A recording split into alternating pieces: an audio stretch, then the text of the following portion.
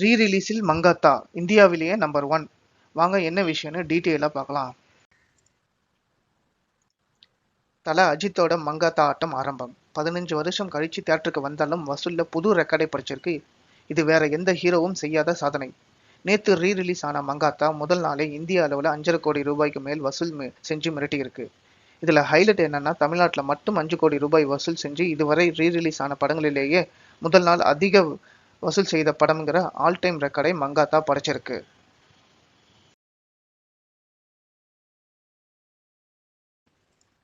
படம் பார்த்த ரசிகர்கள் என்ன சொல்றாங்கன்னா, அஜித்தை நாங்க இப்படிதான் பார்க்க ஆசைப்படுகிறோம் அப்படின்னு அந்த நெகட்டிவ் ஷேட் விநாயக் மகாதேவனை கொண்டாடி தீர்க்கிறாங்க. தியேட்டர்கள் எல்லாம் இப்போ ஒரு புது படம் ரிலீஸ் ஆகுற திருவிழா மாதிரி இருக்கு. உங்களுக்கு அஜித்தோட விநாயக் மகாதேவ் கேரக்டர் பிடிக்குமா?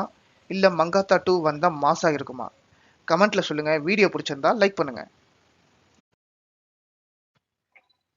அஜித் ரசிகர்கள் எல்லாருமே ஆவலா காத்துட்டு இருந்த AK-64 படத்தோட ஷூட்டிங் அப்டேட் வந்தாச்சு. அதுவும் டைரக்டர் ஆதிக் ரவிச்சந்திரன் வாயாலேயே வந்திருக்கு. படம் எப்படி இருக்க போகுதுன்னு தெரிஞ்சுப்போம். வாங்க டீட்டெயிலா பார்க்கலாம். நேத்து மங்காத்தா ரீ-ரிலீஸ் பார்க்க தியேட்டருக்கு வந்த ஆதிக் ரவிச்சந்திரன் கிட்ட AK-64 பத்தி கேட்டோம். வர்ற பிப்ரவரி மாசம் ஷூட்டிங் போறோம் அப்படின்னு கன்ஃபார்ம் பண்ணிட்டாரு. கார் ரேஸ்ல பிஸியா இருந்த நம்ம AK இப்போ மறுபடியும் கேமரா முன்னாடி வர ரெடி ஆகிட்டாரு.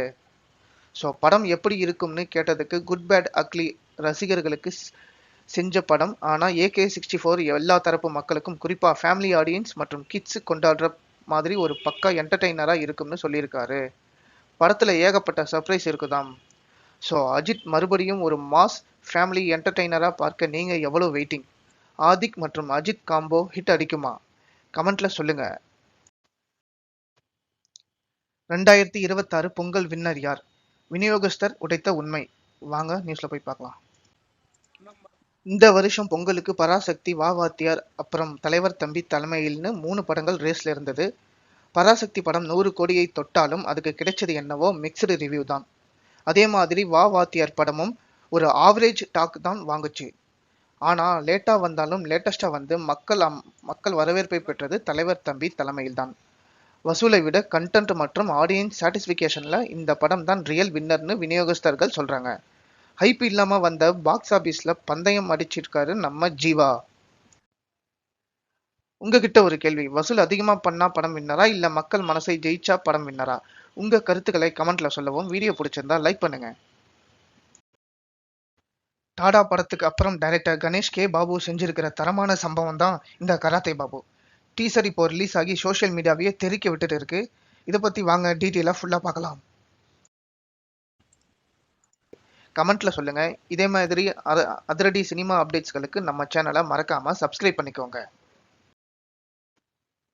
ரொம்ப நாளா ரிலீஸ் தள்ளி போயிட்டு இருந்த நம்ம அனுபமா பரமேஸ்வரனோட லாக்டவுன் படத்துக்கு ஒரு வழியா விடிவு காலம் பிறந்தாச்சு. படக்குழு இப்போ ஒரு அதிரடியான ரிலீஸ் அப்டேட்டை கொடுத்திருக்காங்க. அது என்னன்னு டீட்டெயிலா பார்க்கலாம் வாங்க.